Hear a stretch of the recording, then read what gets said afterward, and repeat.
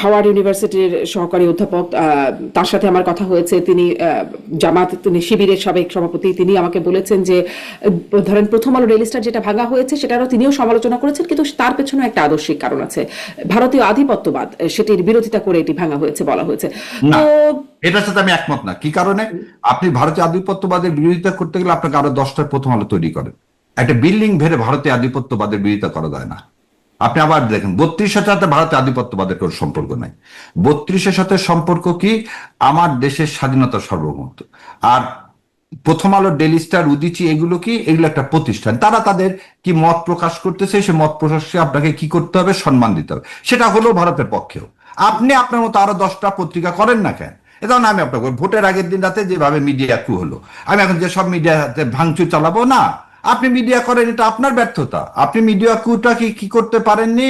আপনি কোনোভাবে প্রোটেস্ট করতে পারেন। আপনার নিজের বাংলাদেশ জামাতে ইসলাম গত 1.5 বছরে একটা মিডিয়া সেন্টার চালু করতে পারেন, এটা বাংলাদেশ জামাতে ইসলামের ব্যর্থতা। কিন্তু এই কথা আমি বলবো না যে গাজী টিভি, জি টিভি করছে বা সময় টিভি, এগুলো সব মিডিয়া কু করছে, অথবা এগুলো ভেঙে ফেলে দেয়। ভেঙে ফেলতে কি লাভ হবে? এবং আপনি আরো 10টা সময় টিভি তৈরি করেন যাতে সময়ের ন্যারেটিভটাকে ভেঙে ফেলতে পারেন। ঠিক প্রথম আলো যেটা বলতেছেন আপনি, যার কথা গালিবের কথা বলতে বলতেছেন, মির্জা গালিবের, ভারতীয় আধিপত্যবাদের পক্ষে বলুক, যত ভাবে বলুক, আপনি সেটাকে যে জোর জবরদস্তি করে সেটা ভাঙতে পারেন না। একই থিওরি কি 32 নম্বরের জন্য অ্যাপ্লাই করা যায় না? যে 32 নম্বর যতটাই আপনারা যাই বলুন না কেন সার্বভৌমত্ব বিরোধিতা, সেটার এগেইনস্টটা বয়ান তৈরি করুন। না না না না, কেন 32 সাথে পার্থক্যটা কি? 32টা বিল্ডিং না, এটা সিম্বল। যেমন আপনি জোর করে সারা দেশের মানুষকে 71 মানে আওয়ামী লীগ খাওয়াতে চাইছিলেন। 71 মানে 7.5 কোটি বাঙালি। আবার আমি বলে দিই, 71 মানে 7.5 কোটি বাঙালি। 71 মানে শেখ মুজিব একানা, 71 মানে খালি আওয়ামী লীগ একানা। ঠিক 71 মানে বা আজকের মনস্টার শেখ হাসিনা মানে 32 একটা তীর্থভূমি। এই তীর্থভূমি যখন করবেন তখন সেখানে কি করতে হবে? সেখানে সমূলে উৎপাদন করতে হবে। সেই জন্য 32 আর ডেইলি স্টারের মধ্যে এই পার্থক্য এই জায়গাতে। ওখানে হচ্ছে আদর্শিক ভাবে একটা জিনিস যেটাকে কি করাচ্ছে, আপনাকে রন্ধে রন্ধে আপনাকে প্রতিবার মনে করে দিচ্ছে এই বিল্ডিং এর জন্য এতগুলো সন্তানের কি রক্তক্ষয় হয়েছে। ডেইলি স্টারের জন্য তো তা হয়নি। ডেইলি স্টার একটা কি পত্রিকা? কেন সংগ্রাম নাই? সংগ্রাম আর ডেইলি স্টারের মধ্যে পার্থক্য নাই? তাহলে আমি বলবো যারা সংগ্রাম পছন্দ করে না তাদের কি সংগ্রাম ভেঙে ফেলে দেবে? না, এই জায়গাতে হচ্ছে পার্থক্য। আদর্শগত ভাবে একটা আলাদা জিনিস, আর যে আদর্শ স্বৈরতন্ত্রের সৃষ্টি করবে সে আদর্শ আলাদা জিনিস। 32 স্বৈর শাসনের একটা প্রতীক, মূর্তিমান প্রতীক। সো একটা আতঙ্ক, সে আতঙ্ক যাতে আমাদের সন্তানদের মন থেকে সরে যায়। খালি জুলাই না, 32 ভেঙে ফেলে দিয়ে মানুষের, এটি আসলে আতঙ্কটা কবে থেকে, মানে 32 নম্বর যে আতঙ্ক সেটি আসলে কবে থেকে? সেটা শেখ হাসিনার সময় থেকে।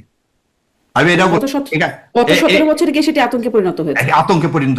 এই 17 বছরের আগে কোনদিন হয়নি, কারণ সেই জায়গায় সবাই আমরা গেছি। 32কে সবাই গেছে। 32 কোনদিন একটা ফ্যাক্টর হয়নি স্বৈর শাসকের, মূর্তিও প্রতীক হয়নি সবাই। এবং নিন্দা করছি যে যেভাবে হোক, বঙ্গবন্ধুকে বলেন, শেখ মুজিবুর রহমান সাহেবকে বলেন, কোন পরিবারকে এভাবে হত্যা করা কেউ কোনদিন সমর্থন করতে পারে? পারে না। এটা একটা ছোট বাচ্চাকে হত্যা করা কোনোদিন সমর্থনযোগ্য না। সে যত বড় স্বৈরাচার হোক, তাকেও আইনের হাতে নিয়ে আসতে হতো।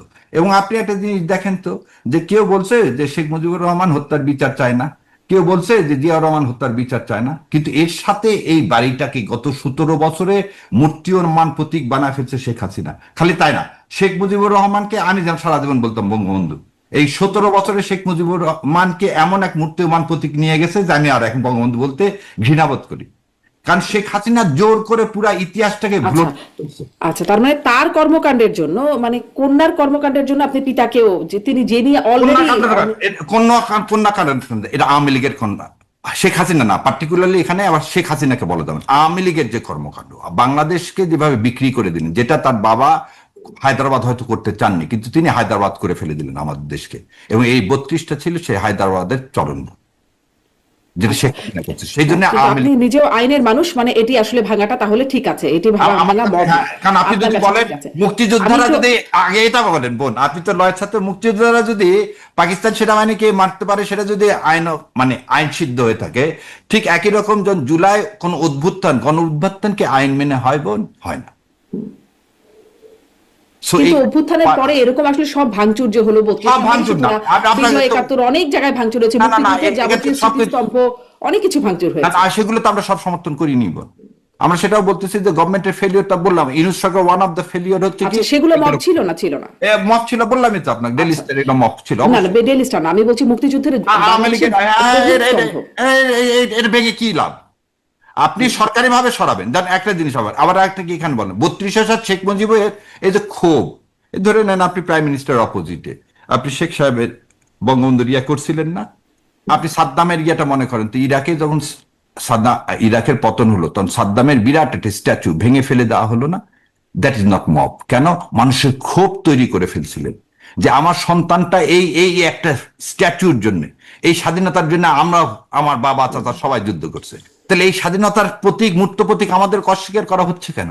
তখন এই ক্ষোভ থেকে ওই জিনিসটা করা হয়েছে। ওটার সাথে আবার কারো বাড়ি ঘরে আগুন দেওয়া, ওটাকে একসাথে করা যাবে না। সেখানেও তো কারো না কারো ক্ষোভই আছে। আজকে যদি কথা বলতে বলেন, আপনার বিরুদ্ধে অনেকের ক্ষোভ আছে, হয়তো আমার বিরুদ্ধেও আছে। আছে, কিন্তু ক্ষোভটা রাষ্ট্রীয় পর্যায়ে যে যখন দেশ বিক্রি করে দেওয়া হবে, ওই পর্যায়ে নিয়ে গেলে আমাকেও সাফার করতে হবে। যেমন আমি একটু আবু আলম শহীদ খানের ব্যাখ্যা একটু- না করে, বিএনপি যদি জুলাই সনদ বাস্তবায়ন না করে, বিএনপি উইল সাফার ইনডিড। তাহলে তাকেও বিএনপি এরকম যদি স্বীকার জুলাই- করতে হতে পারে। সেখানে বিপ্লব হয়, প্রতি বিপ্লব অবশ্যই হবে।